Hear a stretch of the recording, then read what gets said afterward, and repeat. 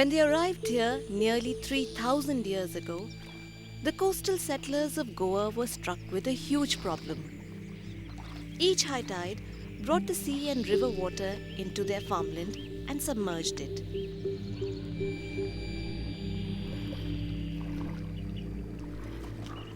So after much thinking, they built a brilliant engineering marvel.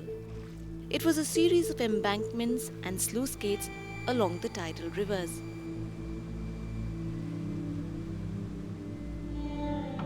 During high tide, the gates opened automatically to let enough water into the fields and then closed.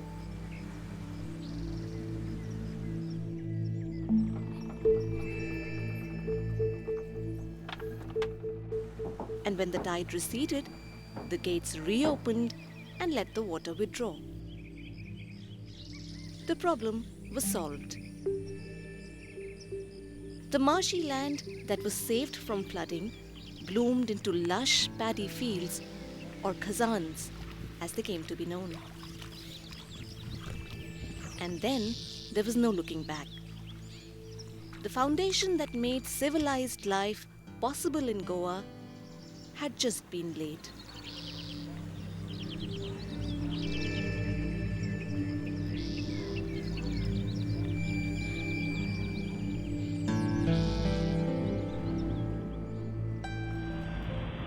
Today, some of these ancient embankments stand next to a very modern city, Panjim, the capital of Goa.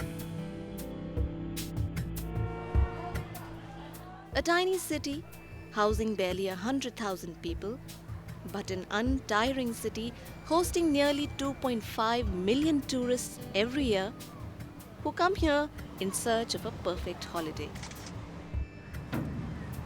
However, those who live in Panjim have a different story to tell, only if someone heard them out. It's a beautiful city. You can see it even till today. And what we feel bad about is what it was and what it is becoming.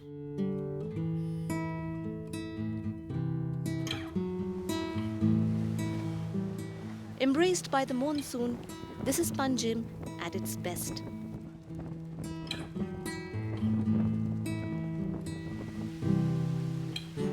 Its khazan fields drenched in rain and its salt pans full to the brim. These are lands where salt is harvested during summers.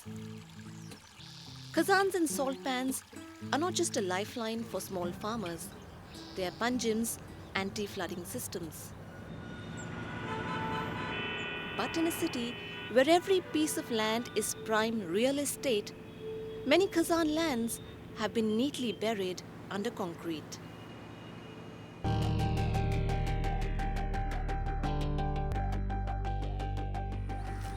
The few khazans that are still there are gradually turning into wasteland. The embankments that protect the khazans are broken intentionally for fishing, making the land saline and unproductive forever. But even fields that are fertile are left uncultivated because everyone is waiting for a perfect buyer. But what about farmers who still want to farm? What if even their fields are encroached? या अभी 20 साल से हम चालू ऐसा देख रहा हूँ पानी आता है और पूरा 1 मीटर 1.5 मीटर पानी रहता है खेत में अगर हम लोग खेती छोड़ा तो क्या हालत होएगा सब पानी फ्लड होएगा इधर कौन ये बिल्डर रहता हो कौन फ्लैट लेता वो सब पानी भरेगा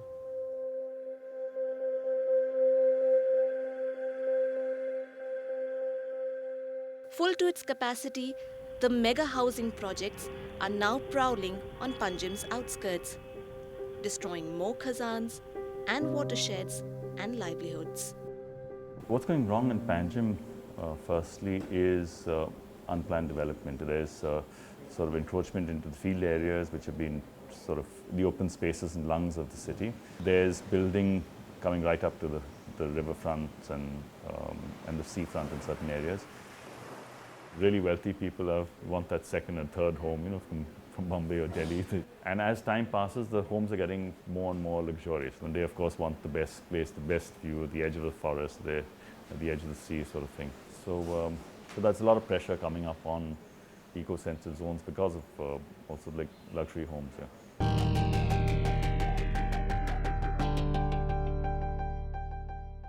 Earlier, as per the regulations, buildings could consume only about, let's say, 100% FAR.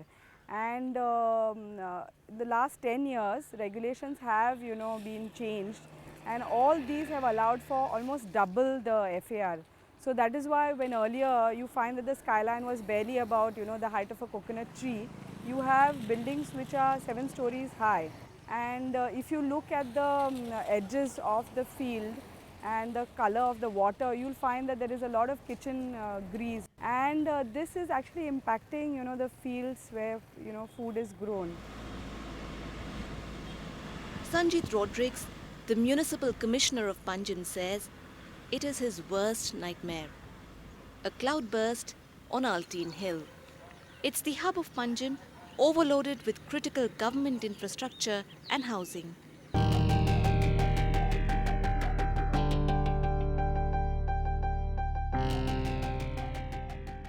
The hill was one of the sponges of the city. It is to hold a lot of water, and we had actual springs at the bottom of the hill, which is today the city. Pressures of development have over the years seen that a lot of construction has come on the slopes of this hill. The slopes have become unstable. There have been landslides, and a lot of built up area has resulted into a faster and a more volume of runoff of rainwater. The carrying capacity of our water bodies, which were catchment areas, be it creeks, be it lakes, be it our river itself, siltation is a huge problem.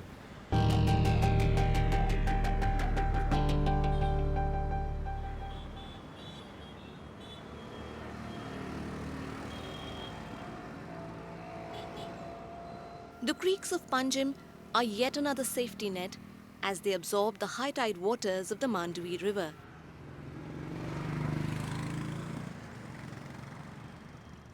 But what has become of them today?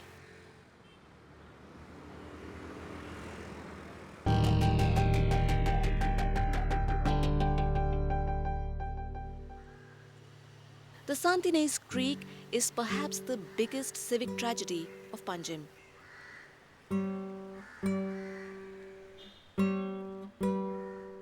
This was the drainage lifeline during monsoon. Now, it has very little capacity left to flush storm water.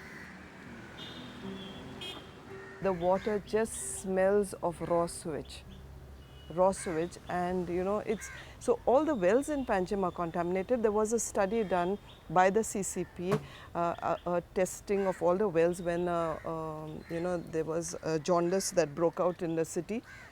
All the wells were found to be contaminated, but who did anything about it?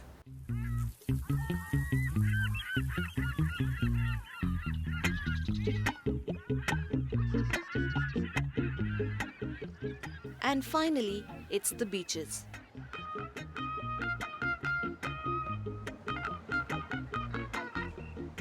Panjim is barely a couple of beaches, but what happens in its neighboring beaches is of serious concern.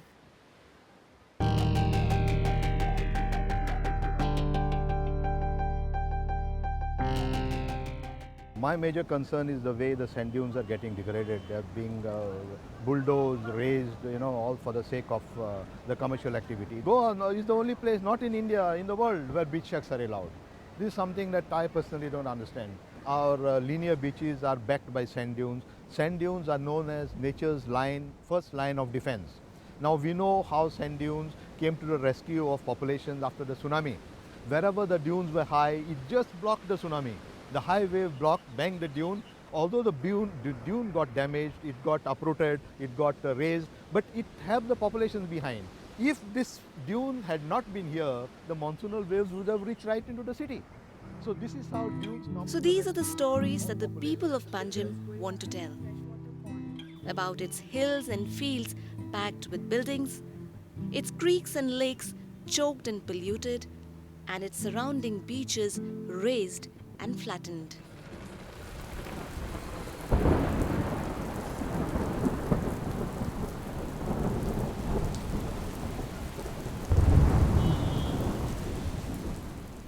When the monsoon lashes the city and the river is swelling with high tide, storm water has nowhere to go.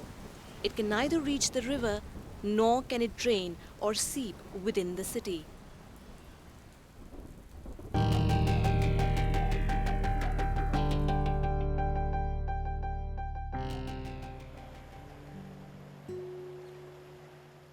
The worst impact is then borne by the low-lying slums of the city.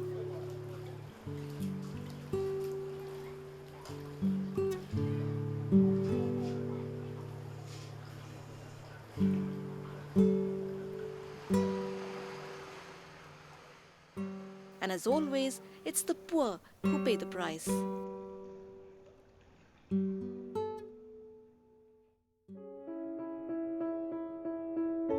The warning bells are ringing loud.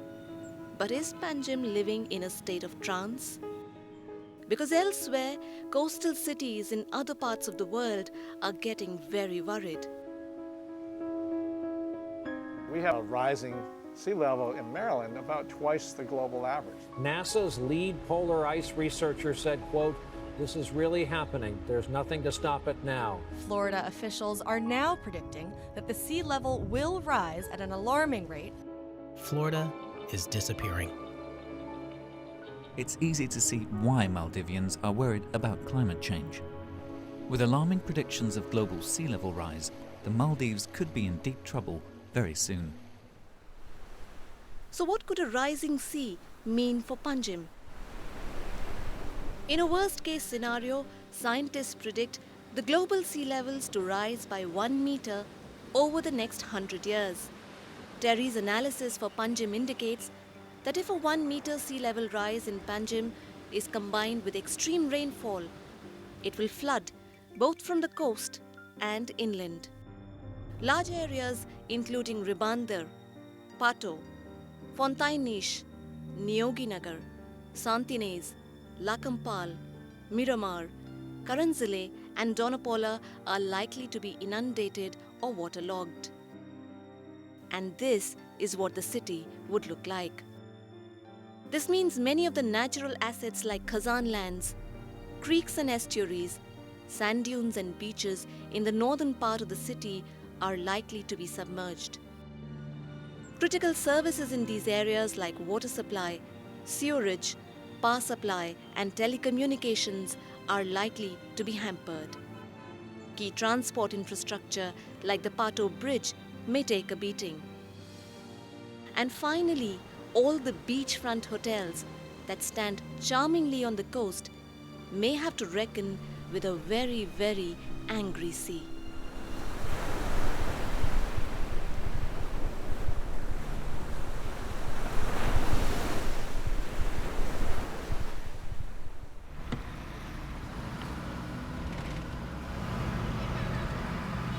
We live very close to the Ramakrishna beach, and so it's supposed to be, so when we have to tell people that yeah, we live by the beach, the anticipation is, oh, then you must be visiting the beach every day, which is not true at all. Like now we're driving about 8-10 kilometers just to make sure you get a little patch of clean place where we can enjoy the ocean, sit down or do something. After their corporate careers took them to various parts of the world, Jayashree and Sohan Hattangadi chose to return to Visakhapatnam, or Vizag as it's called, the city they so loved as a young couple. We lived on the beach, just next to the sea, and ever since I remember, I could always hear the sound of the waves, what you hear behind now. Morning, night, all 24 hours we'd hear the sound, and when we left Vizag and we went somewhere else, we'd say, something is missing, what's that? There was a sound all the time. So the waves were a part of our lives, and in our DNA as such, we had these waves. But now, it's a different feeling. the personal attachment that we had to the sea is truncated. We don't have it like we used to feel about the sea. We feel now it's everybody's. It's not mine. Once a traditional fishing town, Vizag is now what they call a dream investment destination. It has one of the largest and busiest seaports of India, and along with it, a massive hub of industry, some 6,600 large and small industries, including oil, petrochemicals, steel, cement, and power giants. Not surprising then that Vizag has earned some other credentials as well.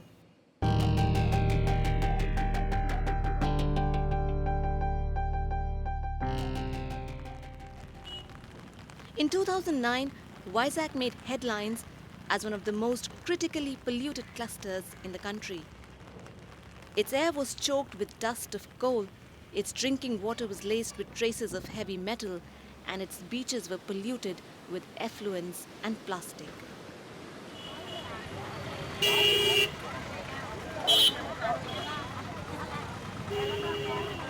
So while there is already enough for Vizag's citizens to deal with, there are some more worries knocking at their door.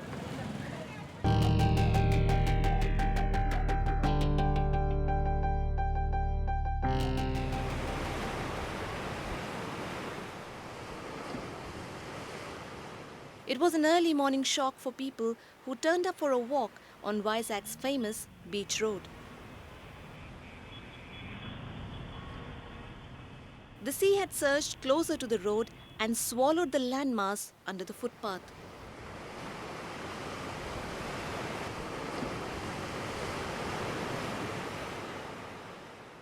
While erosion and accretion of sand on a beach is a natural process, the severe erosion of Vizag's beaches has raised many questions. Visakhapatnam port is constructed in 1933. Outer Harbour has come in 1976. After that, recently 95, 96 onwards, Gangavaram port has come on the south of the Visakhapatnam port. After that, Kakinada port is there. So, number of ports are coming on the coast. And now state government is also planning for some more ports in this coast. All these man-made structures in the sea will have definitely effect on this coast. That is the reason erosion you are seeing all the time. Of course, erosion is not a new thing, it is a common in every coast. But now it is increasing because of the structures.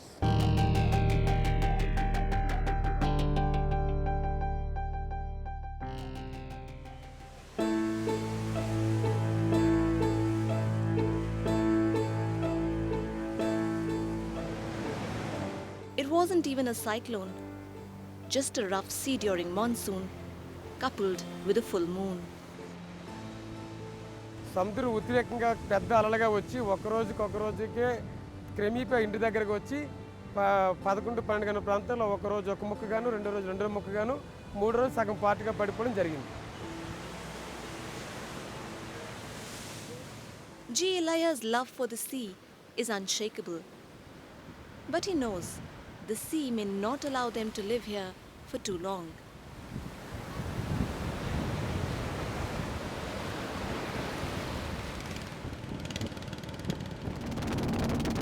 Actually సముద్రం మాకు distance చాలా దూరంగా ఉండేది. 40 years back అయితే మేము సముద్రుడికి వెళ్ళాలంటే ఒక 10 నిమిషాలు గోనుగుడ్లు వేసుకుని బీచ్కి వెళ్ళేవాళ్ళం. క్రమేపా 10 ఏళ్ల తర్వాత సముద్రం మా దగ్గరికి వచ్చేసింది. తర్వాత మాకు ఇక్కడ కొబ్బరి మొక్కలు అన్నీ ఉండేవి, అవి కూడా సముద్రంలో కలిసిపోయి తర్వాతలో మళ్ళీ ఇల్లులు వచ్చాయి. ఇల్లు కూడా సముద్రంలో 82 నుంచి క్రమేపా ఒక సంవత్సరానికి ఒక ఇల్లు 2 ఇల్లు చొప్పున అట్లా పోతా జరుగుతూ ఉంది. సుమారుగా మాకు తెలిసింది ఇప్పటి వరకు గత మేలో కూడా 3 ఇల్లులు, ఒక మన ఆర్సీసీ రేకిల్లు కూడాను 2 కమలీలు కూడా వెళ్ళిపోవడం జరిగింది. యాక్చువల్లీ మనకైతే సైంటిఫిక్స్ ప్రకారం మాకు కూడా ఇలా సైంటిస్టులు వచ్చినప్పుడు 100 yearకి 1 meter సముద్రం పెరుగుతుందని చెప్తున్నారు. కానీ అలా కాకుండా ఈ మంగమారిపేటలో 1 yearకి 1 meter ఇంక్రీజ్ అవుతూ పెరుగుకుంటూ వచ్చింది తప్ప. Those who have lived by the sea are now moving uphill. But what about their boats? A diminishing coast means the boats stay permanently anchored in the choppy sea. మన 2010 or 11 around Laila తుఫాన్లో బోట్లు కూడా 4 మునిగిపోయినాయి, ఆస్తి నష్టం జరిగింది. దానికి కూడా government compensation only 7,200 చొప్పున గవర్నమెంటే ఇచ్చింది. కానీ ఆస్తి నష్టం 10 నుంచి 12 లక్షల అబోవ్ నష్టపోయినారు. వాళ్ళు జీవనోపాధి కోల్పోయి వాళ్ళు కలాసిగా పోయి లేబర్గా పనిచేస్తున్నారు. ఇది చాలా బాధాకరంగా కనిపిస్తుంది.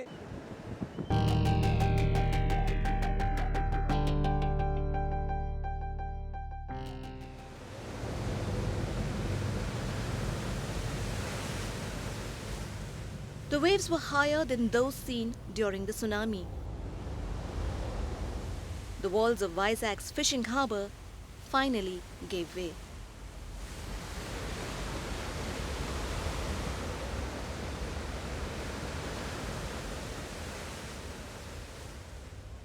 It was a small price to pay for what was India's worst cyclone in 14 years, Phylin. In one of the largest exercises in India's history, nearly 1 million people were evacuated and housed in temporary shelters. For Andhra Pradesh, Phylin was one more addition in its tally of 60 cyclones in 4 decades. And now, climate scientists are warning us that as the sea waters will get warmer, there is a high likelihood of increase in cyclonic events and their intensity on the east coast of India. So what if a severe cyclone hits the dense jungle of infrastructure in Vizag? Scientific literature indicates that such a cyclone can cause a maximum surge of 4 to 6 meters over and above the mean sea level. In such a scenario, nearly 22 wards near the coast and further inland are likely to be inundated. All critical infrastructure and services of the city falling within these wards are likely to be affected. The city's transport infrastructure, including its airport, railway station and the national and state highway, may be vulnerable. But the biggest brunt will be borne by Vizag's mighty industry. Its most valuable assets, the Visakhapatnam port, the Gangavaram port and the naval dockyard may take a beating. Some of the other big giants which may be vulnerable are the HPCL refinery, the Visakhapatnam steel plant and the NTPC plant.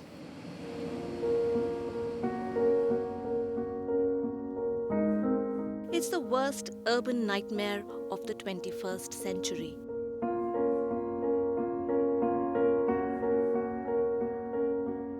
Climate events ripping off infrastructure and services of modern cities.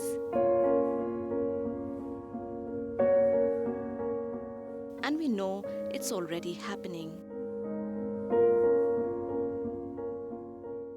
So then, are there any answers?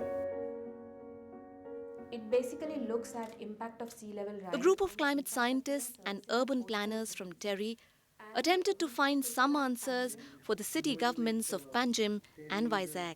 Through the results of the study, we strongly feel that the city should equip itself and start planning for climate resilience at this moment right now, in spite of the fact that climate change is a future distant issue as it seems. The first tool handed over to Panjim and Vizag is a spatial inventory, marking out all infrastructure assets and service networks that are likely to be vulnerable to climate risks. If these areas can be left out of settlement zoning or any other developable zoning, a lot of lives can be saved, properties can be saved.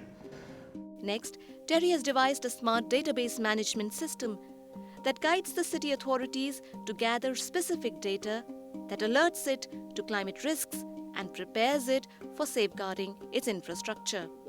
You know, being a public body, we are very poor in data collection. And data is all that you need today to work, develop, plan for the future. I think the inventarization of both the natural and man-made assets which is going on and which Terry has initiated and done for our city would go a long way in building a plan for maintaining these assets for our future.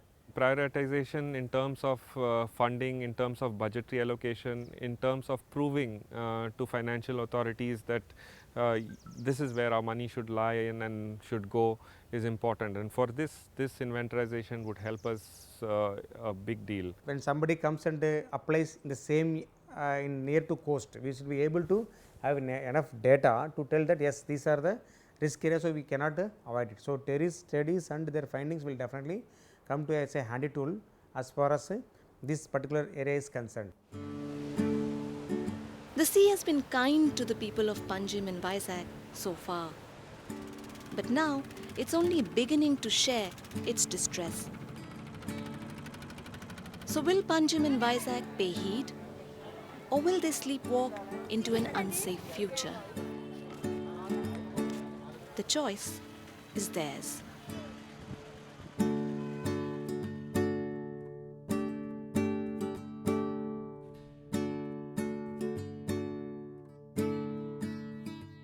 Welcome to the Buck Stops here. I'm Vishnu Shobha. On the program this evening, cyclone Hudhud is gaining speed. The latest forecast is for landfall tomorrow. Winds gusting now up to 195 kilometers per hour.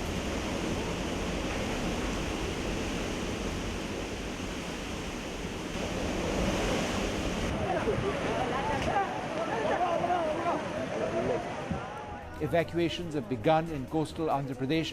Its impact is likely to be felt in the districts of Visakhapatnam, Vizianagaram and Srikakulam. Wind speeds gusting to 195 kilometers per hour moves in the direction of Andhra Pradesh and South Odisha. We ask, are we ready to face this potential disaster? Is India prepared?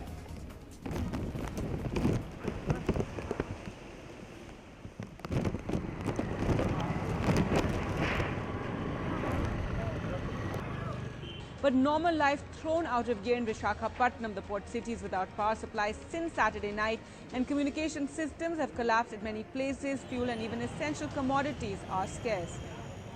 Without any doubt, there is a sense of panic, of complete panic in Andhra Pradesh. People rushing off with these food supplies. Cyclone Hudhud has left the city of Visakhapatnam battered and bruised, its airport torn apart without a roof. Power supplies and communication lines are still down and people are living their lives one day at a time.